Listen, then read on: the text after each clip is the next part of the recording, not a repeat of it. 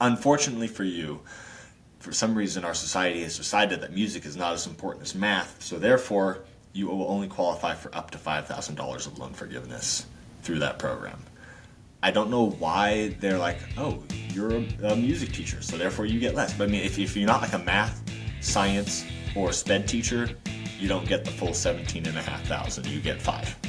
Welcome to the Teacher Money Show, the podcast dedicated to helping teachers navigate your unique financial challenges and unlock your financial superpowers. I'm your host, Shaun Morgan, a full-time teacher. That's right, I teach every day just like you, and personal financial coach. And I'm here to help every teacher, whether you're a seasoned teacher looking for fresh insights or a new educator navigating your first paycheck, to have a richer wallet, classroom, and life. The contents of this podcast are informational in nature and are not legal or tax advice, and neither I nor my guests are engaged in the provision of legal, tax, or any other advice.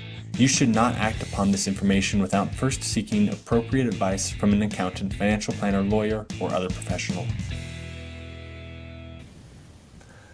I'm super excited to have Taylor Pulsipher on the show today. Taylor is one of my dearest friends. I've known Taylor for decades, and she is a teacher now and has some questions that we're just going to talk about. Taylor, welcome to the show.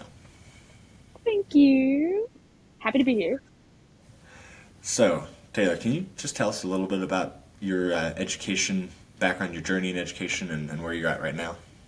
Yeah, sure. I studied music education at BYU, Idaho, and it took me a very long time to get there because I kept trying to convince myself that education wasn't what I wanted to do, but I kept feeling like that was the path and I needed to do it. And so after a long time, I finally got that degree, and then I have my first teaching job.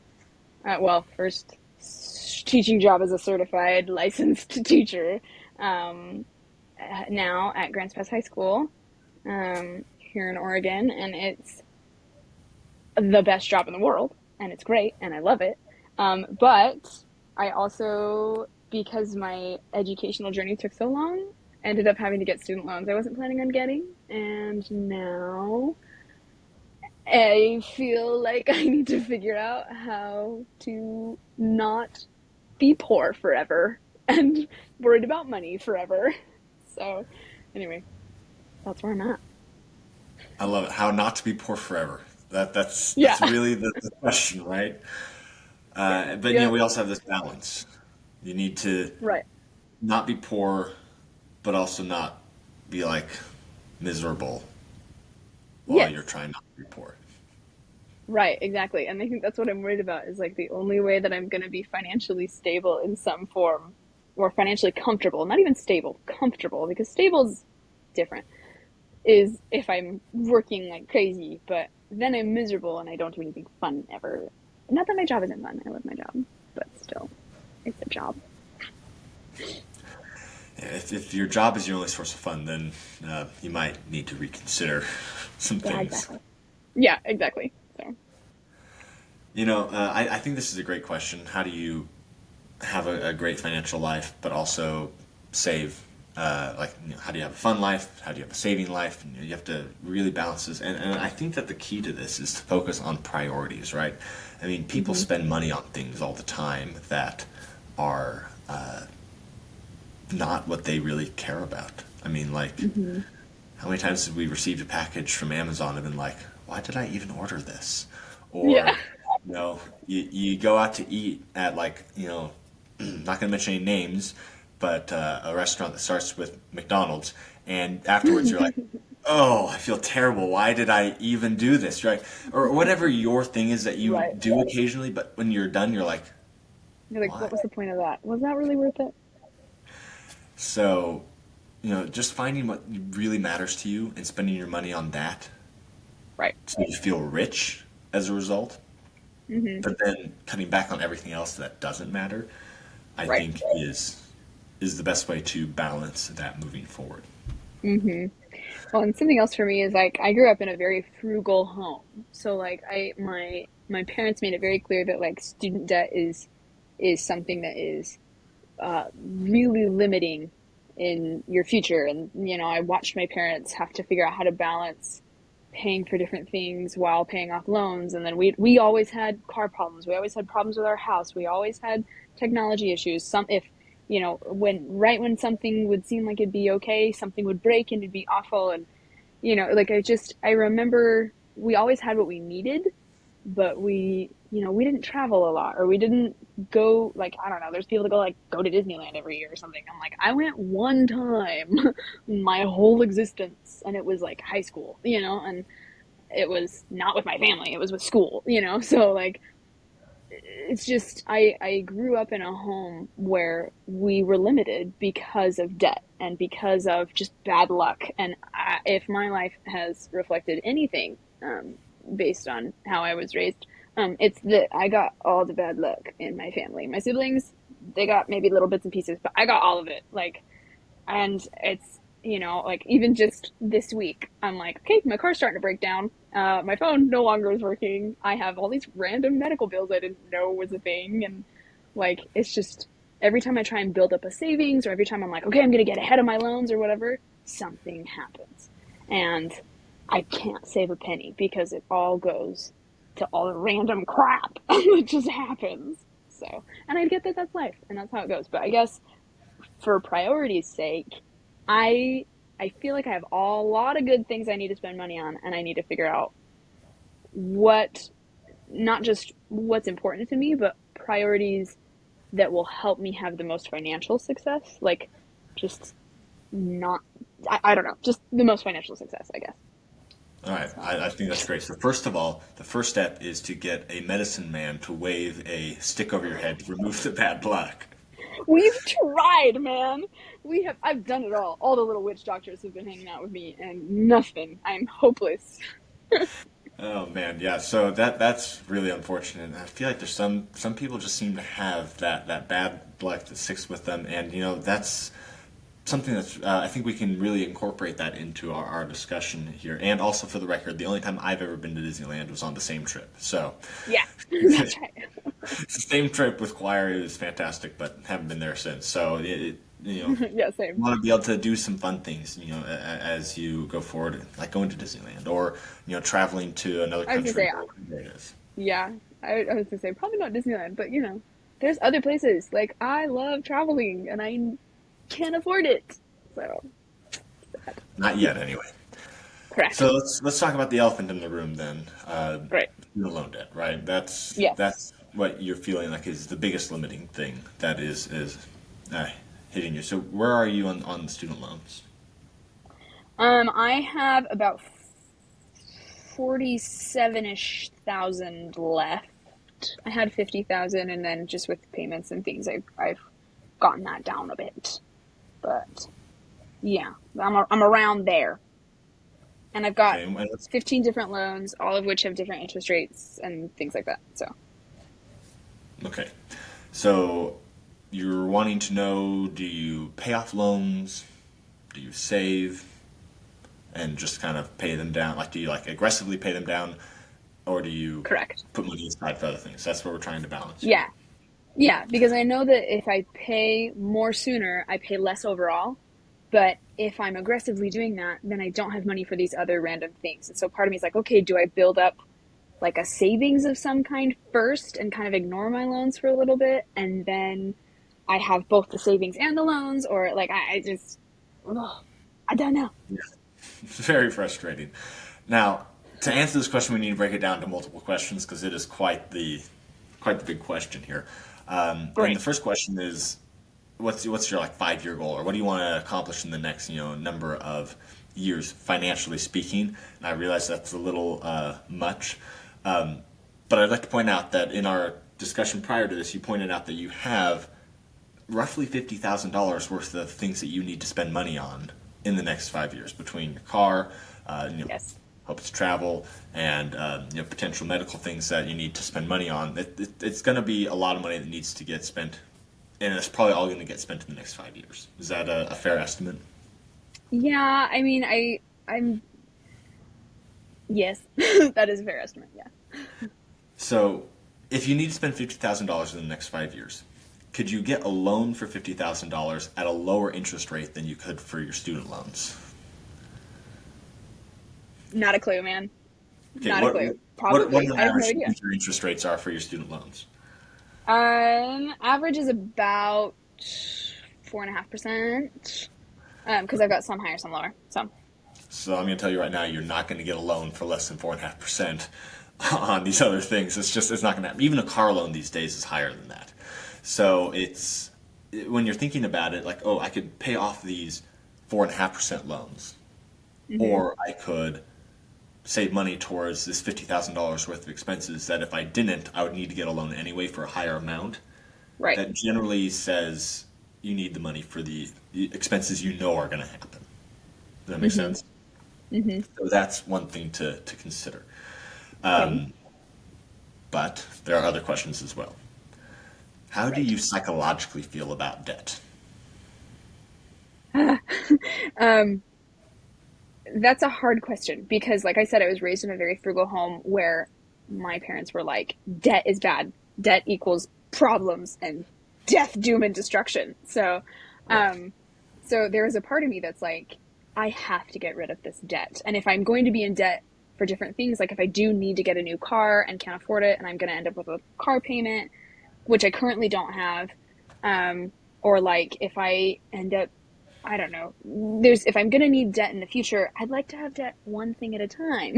You know what I mean? If I have to. And so my brain says debt is evil and wrong and bad. But then there's the other side of me that's like, okay, but everybody does it. That doesn't make it okay. But you know what I mean? Like, there's a lot of the people in the world have a car payment, and a lot of the people in the world are still paying off their student loans while they're doing all these other things. And I'm like, that's, I don't know. My brain says that's financially a poor decision. Like, get your debt paid off. But I also understand that you got to live life. So I don't know. Death, Okay, doom, and so destruction is kind of where I if lean you're more. not waking up in cold sweats over your debt, then we might be okay to just be like, we're going to pay the minimums for now. Okay. Right? So it's like some people, when they are in debt, they are stressed, and it like Yeah. really weighs on them.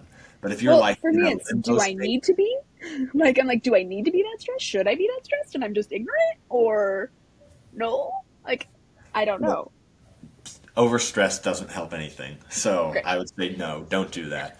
But if you are naturally wired that way, then getting out of debt can be a relief from that stress. But if you're like, I just don't know, then right now, saving for those expenses that you know are coming up is probably a higher importance just because you have the low rate. Okay, you're hmm already in debt. It's not like you're deciding whether or not to get in debt. You're already there, and you have a low Right. rate. That's a really good thing. Okay, anywhere like under 6%, probably even under 8% these days is considered a low rate hmm just because the rates are Yeah. going up and up and up. So having that lower rate, you're not going to get a better rate on anything else. So just keeping that as it is, dealing with these other expenses first, being prepared for these other expenses first, is hmm probably going to be the best financial decision. Just because if you're not prepared for these expenses and then they happen, you're Right. going to end up paying more in interest by dealing with those hmm now having a higher interest rate. Right. Well, and I was gonna say, I think my highest interest rate that I have is 6.8%. Everything else is like 4 point something or lower. But I do have one loan, and it's my highest amount, and the highest interest rate of like 6.8% or something like that. And so, anyway, if that's still fairly decent comparatively, then that's good to know. I mean, like the 6.8% is high for hmm student loans, but a car loan these days is going to probably run 7 or 8% as well. So depending on your credit and so on and so forth. If you have Yeah. poor credit, then it's going to be even higher, right? You can get 10, 12, 14%. Like they're getting Mm. pretty ridiculous on car loans, depending on how old the car is too, and so on and so forth. Right. We're not going to hmm get all of that right now, but Yeah.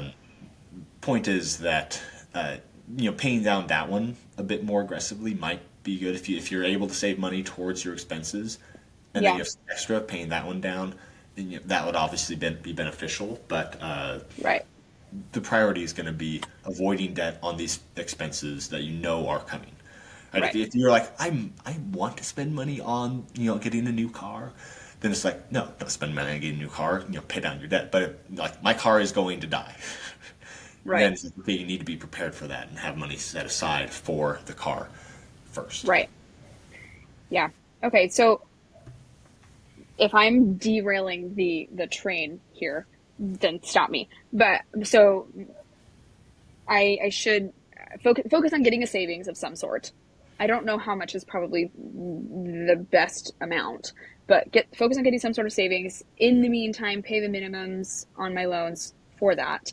Once I have that savings though, and I don't know how much it should be. Do I then, if I'm going to start attacking my loans, do I attack the smaller ones first to just get rid of them altogether? Because there's some that are under $1,000.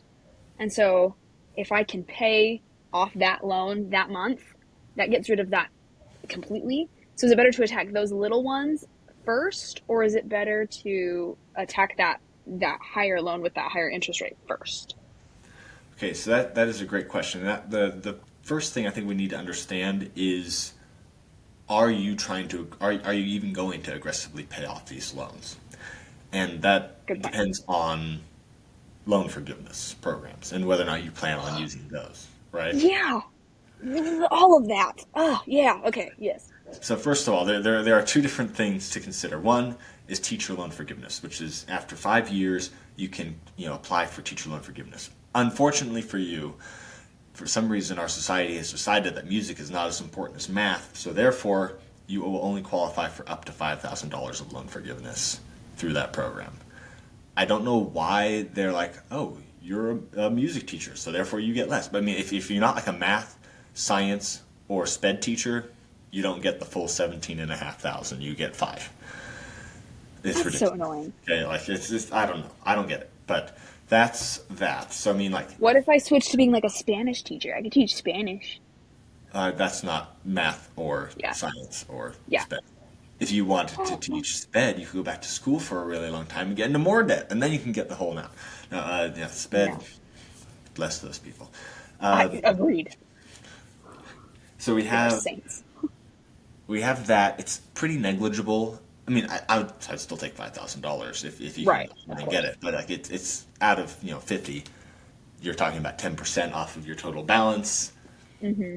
You don't say, like, oh, I'm going to get that, and then everything's going to be okay. You'd want to aggressively pay down. But the other option is the PSLF, right? The Public Servant Loan Forgiveness.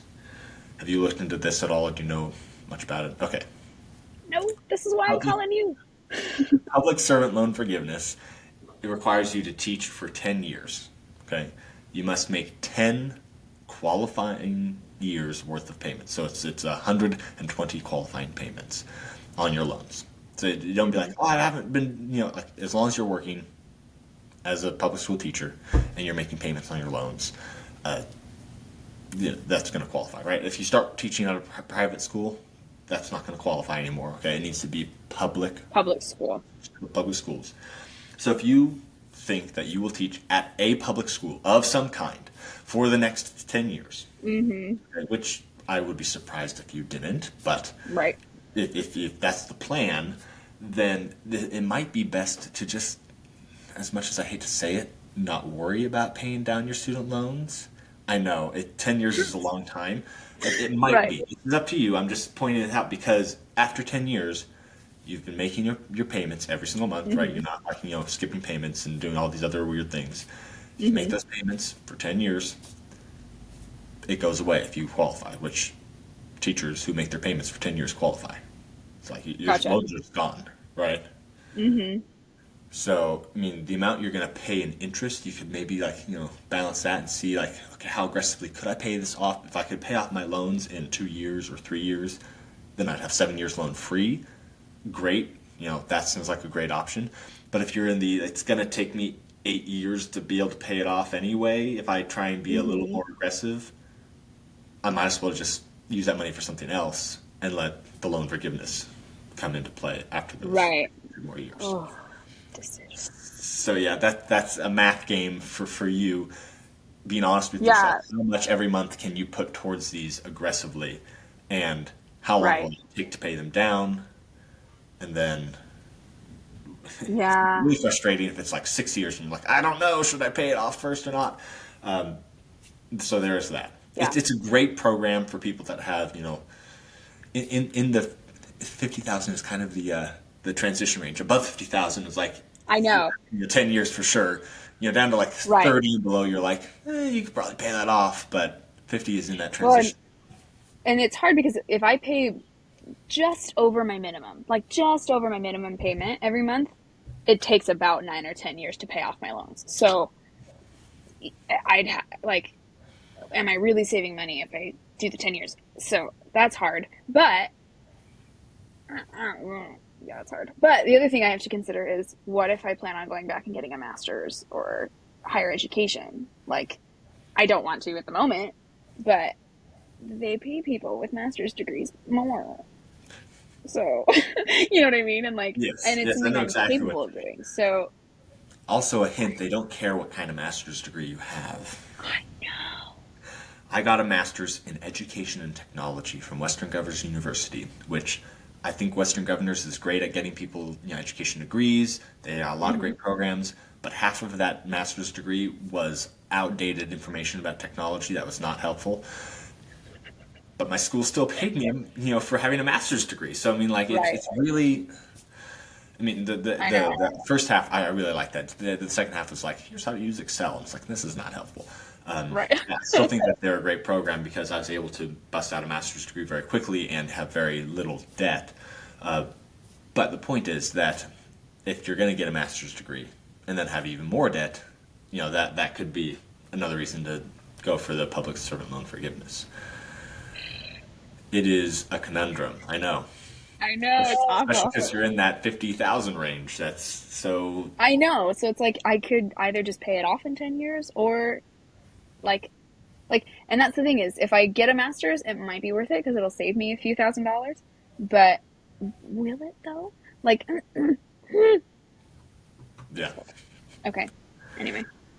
So that's some mathing that you're going to have to do. Maybe if you need to, you can ask a math teacher friend to help run the numbers for you. Hey, I've run the numbers. I've got it all here, man. I'm not a math teacher, and I don't even like to run the numbers sometimes. So I'm I just saying. listen. I was in the same Miller's Algebra 2 class as you, man. I know how to do it. I got it.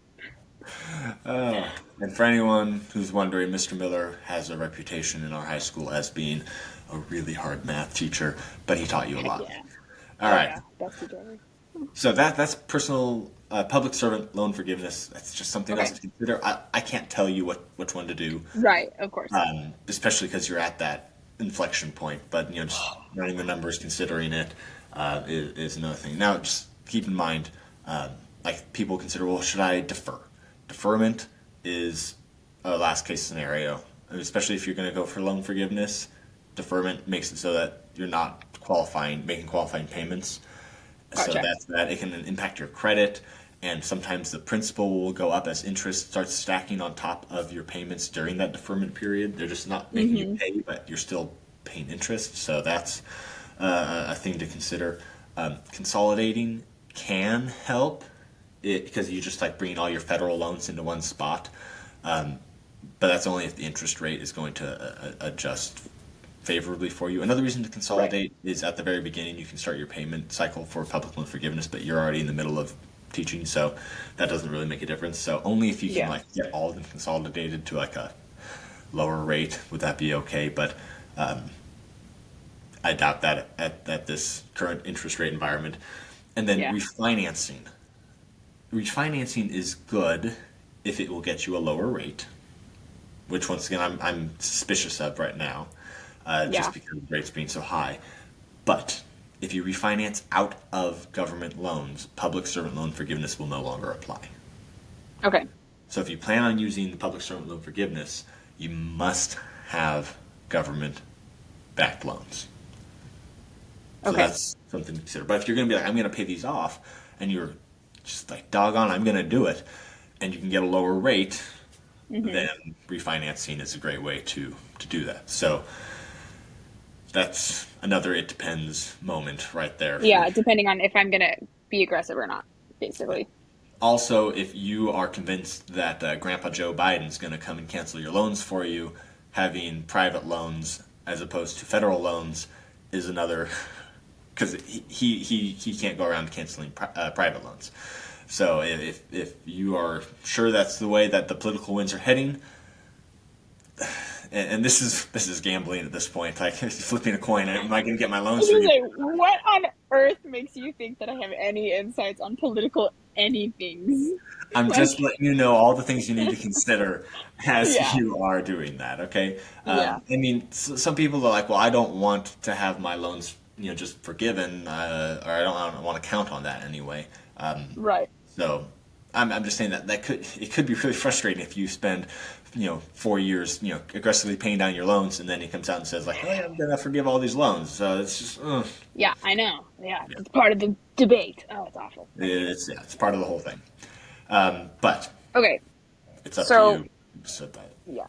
Okay, so the notes that I'm trying to like keep in my mind, the public servant loan forgiveness thing is good if I'm gonna maybe acquire a little more debt, depending on if I get a master's or something like that, and if I'm not planning on being aggressive in my payments, and I'm just gonna do kind of bare minimum.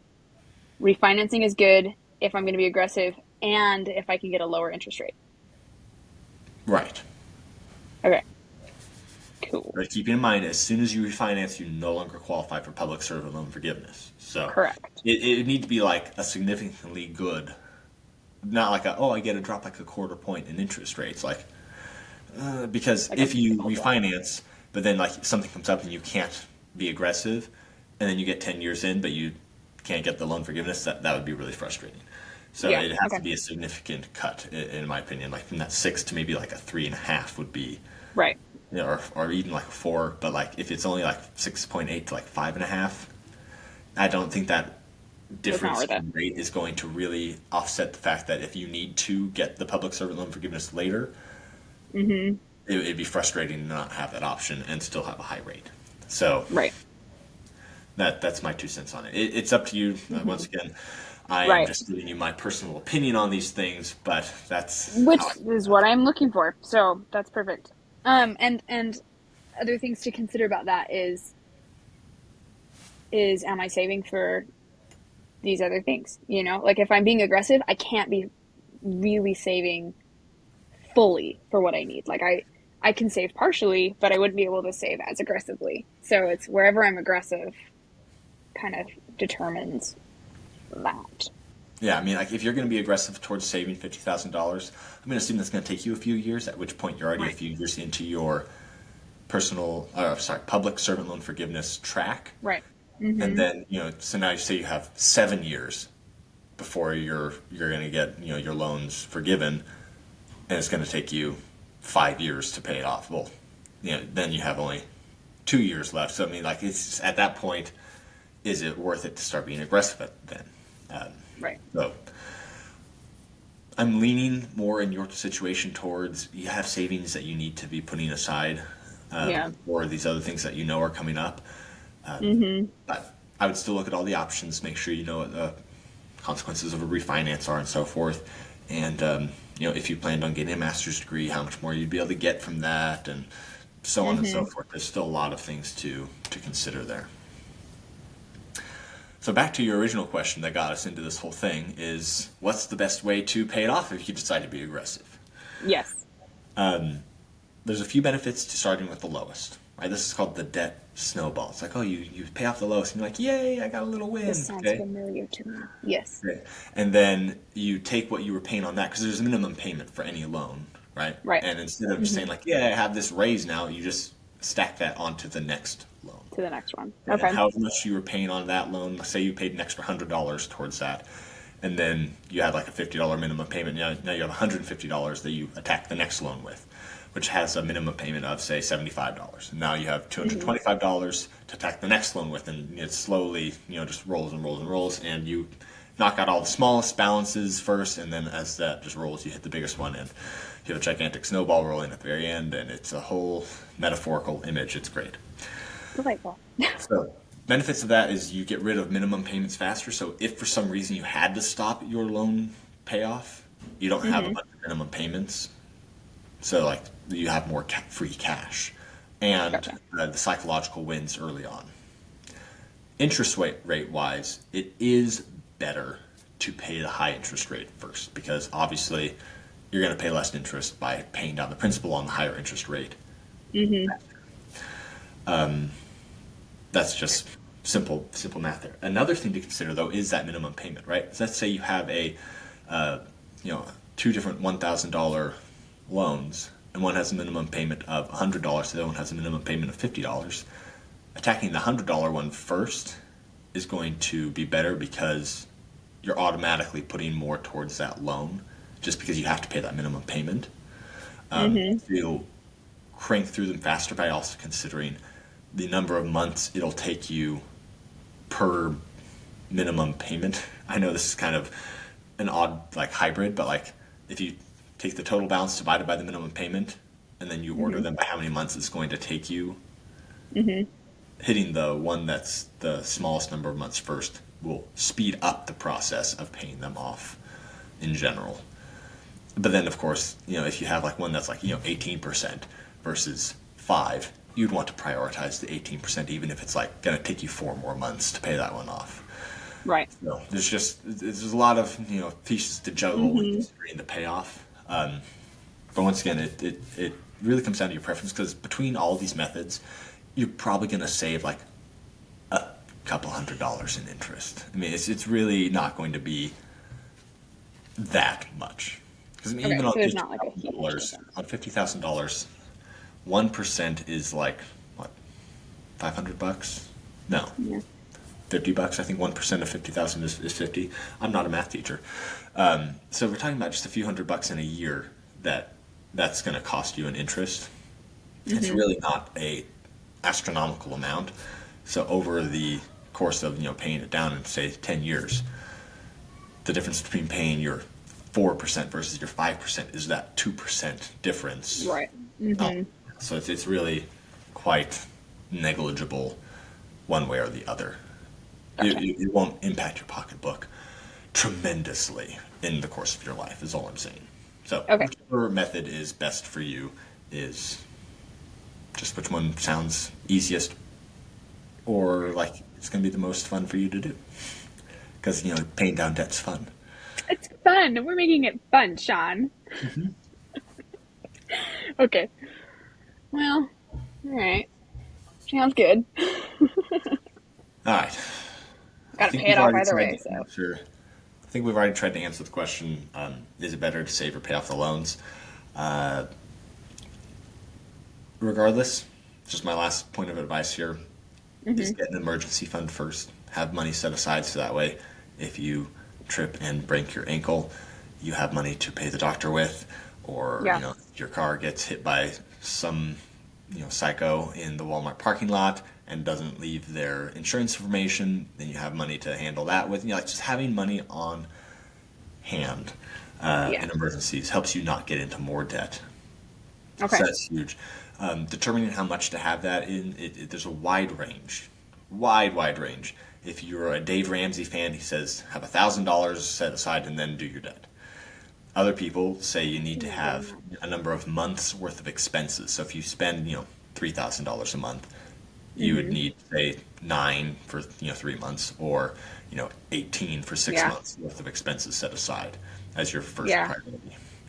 It just depends on where you're at. But I generally think that a lower emergency fund and then focusing on, your other important goals is huge. Now, if you're saving for these big things, you're not saving that money in an investment or betting it all in black. You're putting it in a saving account. So that also basically is an emergency fund. Right. I was going to say, so if something big happens, I can take from those other savings accounts or those other things I'm saving for if I have to. But if you're dumping all your money into your debt, you want to have at least a small saving account on the side. And if something happens to pull money out, replenish that before you aggressively attack your debt again. Okay. And if you want to have someone who actually knows what they're talking about with loans instead of someone who's like, this is my general opinion, you can check out Show 27. And for those listening, you can go to teachyourmoneyshow.com/podcast to get the show notes for any show. Show 27, I talked to Andrew Paulson. He is a certified student loan planner. All he does is helps people plan student loans. So you can listen to him. He talks through a lot of these things that we've talked about. And if you want to work with Okay. him, you can use my link and I can get money for you working with him. It's up to you though if you want to work with him and have his help. Sure. So it's just something to consider if you are like, this just blew my mind. I have no idea what to do. He's certified to help people make the decision instead of just saying, here's what you need to make the decision. Go do it on your own. Right. Okay. What I do.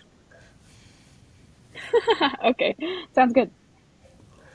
All right. So I think we have tackled the beast of student loans relatively well. Do you have any other questions about student loans specifically? No, I think they all kind of fall into what we talked about. So I think I'm good there. Okay. Do you have any other questions you want to ask? I think other questions I had were about like side hustles because I'm a teacher and I make a certain amount of money, and with debt and bad luck, it's not enough. And so I being a music teacher, it kind of gets like there's obvious ones like yeah, I can teach private voice lessons and things like that, but that involves just having to recruit for that and things like that, which that's a side hustle. But like I guess I'm wondering like are there other ones that are good like summer jobs? Like I'm not going to be working this summer. I could make some extra cash somehow. I'd like to know kind of what my options are if there are any good ones that I don't know of. It really depends on what you want to do. I have general advice for side hustles, which, first of all, if it requires you to get onto an app and then wait for somebody to book you, probably not a good idea. Looking at you, Uber, Okay. okay? Like those things are just going to take a lot of your time and not give you very much cash. Like if you need cash Okay. now, sure. Mm-hmm. But it's really, yeah, not that. I wouldn't recommend a side job necessarily because jobs are very like persnickety about your time. They want you there at a certain time from a Right. certain time to a certain time, and on your summer you don't want to have to do something. And once again, Correct. if you are in desperate need and you can't get anything else going, then a job is fine. But it's not But it's my just number taxing emotionally yeah. and mentally. And then usually they don't We want need to our hire you breaks. for just the summer, unless Right. it's like Right. like a summer Like a seasonal concert job. series might have like a seasonal Mm-hmm. summer job, that kind of thing. Which I know there Mm-hmm. are a lot of summer concert venues in your area that might want to hire ushers or something like that. But usually those places are Yeah. just say you can get in for free. So you might want to look into Right. that. But um, it depends on what you want to do. I mean, like I said, there are a lot of seasonal type jobs if you really just want a job. Really, I recommend a business because a business is in your control of when you work and when you don't work. Yes, it's less dependable on making money right away, but there are Mm-hmm. tax benefits to running a business. There's not a limit on how much money you can make, right? Like if you're working at McDonald's, don't want to bash on them again, but they're offering it's probably like $20 an hour in Oregon now, but what Seriously they're though. offering is a limited amount, and you have to be there from this time to that time, and you're Right. going to make only that much money. Mm-hmm. You're never going to make more than that for how much time you put in. Mm-hmm. But for a business, right, you can grow the amount of money that you make per hour by putting in systems and processes and so on and so forth. It takes time to grow, but having a business it's so much more powerful. For one, because of the tax reasons, and for two, because of the income potential. I mean, like I said, I sell fireworks, and that I put in a certain number of hours, but I can make a lot of money on that because it's not like, okay, you're getting paid hourly, I'm getting paid by commission. So I mean, Right. like a commission-based job could also be a good business because all commission-based jobs are pretty much your own business, Right. right? So that's something to consider. But a lot of those also require training. But Mm-hmm. then like something you can ramp up during the summer, like flower sales. That seems silly, but like selling flowers is not a winter job. Okay, it is a Yeah. summer job, like spring and summer. I know of a guy who ran a business where he would like make flower arrangements and then like stand outside of graduations and sell them. And you make a Hmm. ton of money for people like, oh yeah, I want flowers for my graduation person. Here, give that to grandma, right? And they'd go buy flowers from you. So just like anything that is more time intensive during when you have time is Hmm. I'm always a fan of being a notary because you can decide when you take jobs and when you don't take jobs, kind of like Uber, but they pay way better than Uber does. Yeah, So I can talk to you more about that if you want to. But sure. it's just like it takes hardly any effort or money or training to be a notary. Like you need to be trained, but like it really is quite minimal. I think that I had to buy some equipment for being a notary, but all in it took me like $2,000 to start making like $100 to $150 an hour being a notary. So it's good money for very Kind of worth little. it. Um, Yeah, no, I like you say minimal, and my tired teacher brain goes, that sounds nice. Like, we're gonna be tired by the end of this school year. Like, so, yeah, okay. I mean, like, so I do notary work during the summer, right? And I would take like one Hmm. job a day, right? Yeah, And I can do that, and then come home and be like, ah, that was nice, and then yeah, I'm done. Instead of like, oh, I need to go stand for 4 to 8 hours at my job. Doesn't sound nice. So that's my yeah. main thing to consider. And I'm not affiliated with this guy, but I've met him and I know him. But Side Hustle Nation, it's a podcast, it's a website. He has lists and lists of potential side hustles, like just any side hustle you could possibly think of is on his website. So just Yeah. perusing that and being like, could I see myself doing this? Does it have the opportunity to grow? Do I have the time during the summer to do it? And so on and so forth. Just considering those things is really good. Okay. That's actually really helpful. Good to know. Good to know.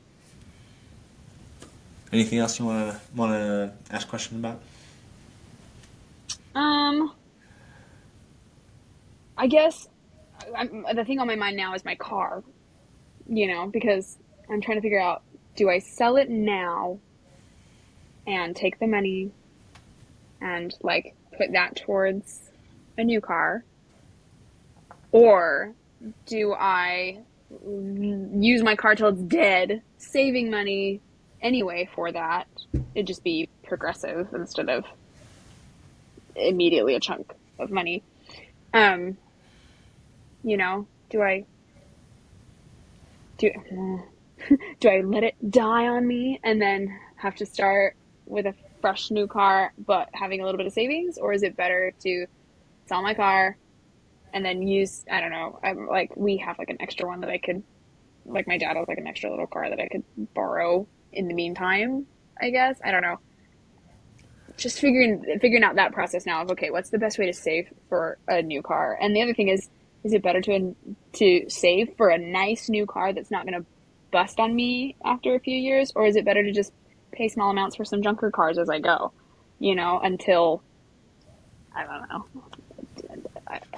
I don't know what the best thing to do there is. So once again, you're asking opinion of Shaun on this one, and I'm going to throw my opinion Yep. at you. There's people that disagree, but first of all, how much do you think you could sell your car for? Based on the condition, I would guess between like $500 and $1,000. No, it's better than that. Oh, better I than could that. probably, I could probably get $4,000 to $5,000 for it, because Four to it's five thousand it's dollars. not, yeah, it's not broken yet. It's beginning that process, and when you take it to the mechanic, they're like, listen, this is what you get to look forward to. You know what I mean? So it's like, what I want is to be able to use that car until it's dead, and hopefully that's gonna be years, multiple years, not just 1 year. I'm hoping Okay. if I fix it up and keep it running, that it'll be worth it because it'll last a little longer. But I don't know. It's beginning its death process. Right. Okay. So this is a better situation than I thought it was. Um, Good. how the real question is, if you let's say you bought a $10,000 car. Okay, buying a commuter car for $10,000 is not outside the realm of possibility right now. I mean, like trucks are ridiculous, but like a commuter Mm-hmm. car for like $10,000, like a used car. Yeah. Uh, I'm just throwing that number out there. It might be up to 15. but I don't think it'll be higher than 15 unless you're getting like a nicer car. Mm-hmm. The question is how much are you going to spend in interest on that versus how much are you going to spend in repairs on your current car. I mean, you're going to have Right. repairs on a used car as well, so I mean, you have to consider that. Exactly. But Right. like, And you so, know, and you that's kind of, my might pay. brain kind of says, yeah, my brain kind of says like, well, if I'm going to get another car, it should probably be a new car. Cause if not, I already have my my car that I'm gonna drive until it's dead. You know what I mean? Like why sell my current car to get another car similar quality that might get a couple more years than my current car? You know what I mean? Like might, because used cars you never know. It could break and have all these problems. I mean, I guess new cars could too, but there's differences there. So I think that's kind of it's I think my brain says if I'm gonna buy a new car, it's gonna be a nice, like either barely used or a new car, which sucks because that's gonna involve debt probably, unless I can really save for it. But I just, I currently have a car that's already like a very used car that could help me survive. You know, that's the state of my current car. Okay, so buying a brand new car is one of the worst financial decisions around cars someone can make. I'm just going to be honest with that. Anyone who's like, I want a brand new car, as soon as you drive it off the lot, you can no longer sell it for more than 80% of Right, the amount you bought it for. Like, right. period. Like, not Mm-hmm. even a question, and it's probably even going to be more than that. Cars depreciate in value very, very quickly in the first 5 years. Mm-hmm. Okay. So a 5 year old and older car, between 5 and 10 years, is actually the sweet spot for cars, for value. Okay. Once they get older than 10 years, they go down in value really quickly until they become classic and then they jump up in value. Right. That's generally the arc of car. They go from brand new to drop really fast, and then they slowly plateau down for a little while, and then they steeply decline until they shoot back up, or they don't Mm-hmm. because they're a piece of junk. Right. So that's the trajectory for a car. If your car is still dependable, you're not worried about it falling apart on you, I would generally recommend just saving towards another car Okay. because you'll probably be able to get a decent car. And if we're going toward the saving route, you'll probably be able to get a decent car. And if you don't have enough money saved, you'll at least be getting a much smaller loan on a used car, like through a bank or something like that, and then you'll be able to just pay that off quickly after you have Mm-hmm. that loan. Like I've got like a $2,000 loan on my truck right now because I bought a used truck and I had money to plop down on Yeah. it, and that's going to get paid off relatively soon. It's a very, very small payment. Right. So it's just because I actually got in a car accident, which is why I needed a new truck. But that's beside the point. Oh. The point is that having a small payment or no payment because you're able to save that money up is going to be generally better for you if you're going to buy a used-ish car, not a like Yeah. was used, but like Yeah, like high school used is different than adult used.